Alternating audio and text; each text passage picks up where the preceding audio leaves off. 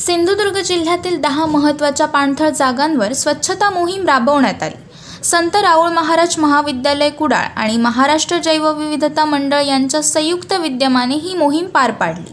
यामध्ये जिल्ह्यातील जागतिक वारसा स्थळ असलेला धामापूर तलाव, मालवण तालुक्यातील ऐतिहासिक पेंडूर व ठाकूरवाडी तलाव, जैवविविधतेने समृद्ध पाट तलाव, वेंगुर्ला तालुक्यातील निशाण तलाव, सावंतवाडी तालुक्यातील पाळणेकोंड तलाव, कणकवली तालुक्यातील ओझरम व ओसरगाव तलाव, ओरोस येथील दाबाचीवाडी तलाव आणि कुडाळ तालुक्यातील धार्मिकदृष्ट्या प्रसिद्ध वालावल तलाव अशा एकूण 10 पाणथळ जागांचा समावेश होता। एकूण 1074 किलो प्लास्टिक आणि इतर कचरा या मोहिमेतून गोळा करण्यात आला।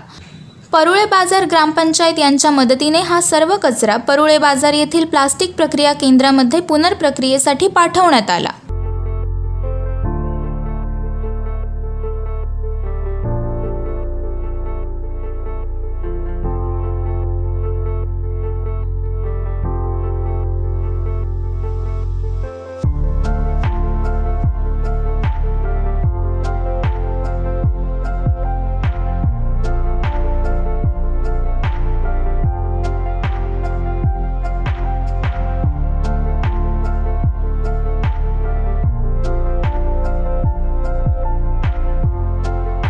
कोकण संवादच्या ताज्या घडामोडींसाठी चॅनलला सबस्क्राइब करा आणि बेल आयकॉनला क्लिक करा।